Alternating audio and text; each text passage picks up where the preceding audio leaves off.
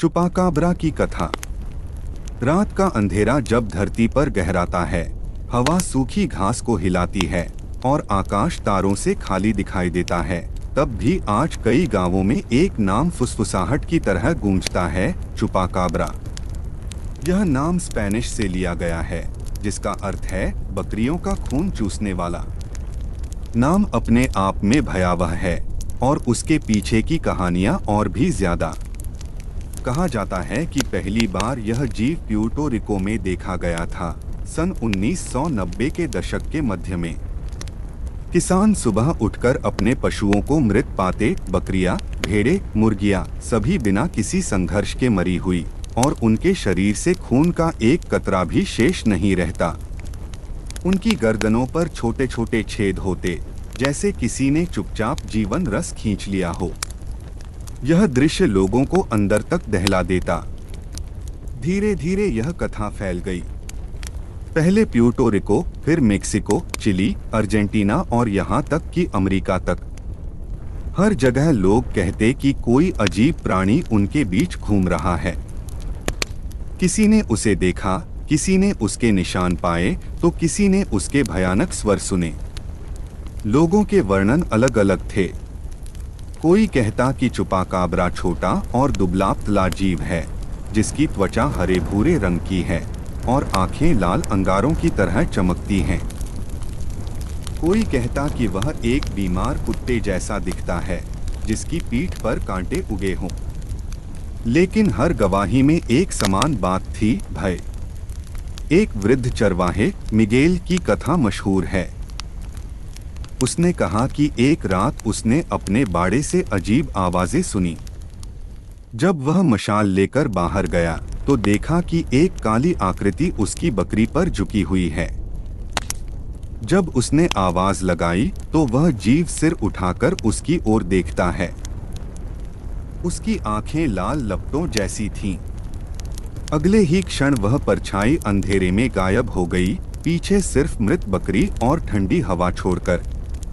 उस दिन के बाद से मिगेल हर रात आग जलाकर रखता, लेकिन उसकी आंखों में वह दृश्य कभी धुंधला नहीं हुआ। कई गवाह कहते हैं कि चुपाकाब्रा बिजली की तरह तेज है। उसकी चाल इतनी तेज होती कि मिट्टी पर केवल पंजों के निशान रह जाते। उसका स्वर न तो पूरी तरह पशु का, न इंसान का, किसी रोते बच्चे और फुफकारते सांप के बीच का लगता। जिसे भी वह सुनाई देता, उसके रोंगटे खड़े हो जाते। वैज्ञानिकों ने समय समय पर व्याख्या करने की कोशिश की।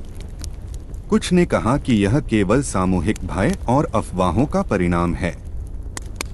कुछ ने बीमार कोयोट या कुत्तों को जिम्मेदार ठहराया। लेकिन इन स्पष्टीकरणों के बावजूद ग्रामीणों के दिलों से वह दहशत कभी नहीं मिट पाई। दूसरी ओर रहस्यवादी और पुरोहितों के मत अलग थे। वे कहते कि चुपाकाब्रा कोई साधारण जीव नहीं, बल्कि प्रकृति का प्रतिशोध है। इंसानों द्वारा की गई क्रूरता और लालच ने धरती को क्रोधित किया, और उसी क्रोध से यह प्राणी जन्मा। हर पशु की मौत इंसान के पापों का संदेश थी। कुछ परंपराएं इसे और भी पुरानी कथा से जोड़ती हैं।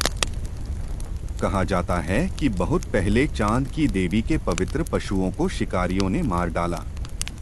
देवी ने क्रोध में मनुष्यों को श्राप दिया और धरती पर ऐसा दानव भेजा जो सदा उनके पशुधन का रक्त पिएगा। इस दृष्टिकोण से चुपाकाब्रा केवल शिकारी नहीं, बल्कि एक शाश्वत दंड है। गांवों में जब रात होती, बच्चे बुजुर्गों के इर्द गिर्द बैठकर यह कथा सुनते। जब वे आंखों की लाल चमक और नुकीले दांतों का वर्णन करते, तो बच्चों का दिल तेज धड़कने लगता। वे बार बार अंधेरे में झांकते, मानो कोई उन्हें घूर रहा हो।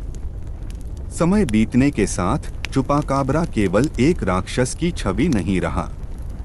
वह एक प्रतीक बन गया, अज्ञात का भय, जिसे मनुष्य कभी पूरी तरह नहीं समझ पाया। उसकी कथा इसलिए जीवित रही क्योंकि वह हमें याद दिलाती है कि विज्ञान से परे भी रहस्य हैं।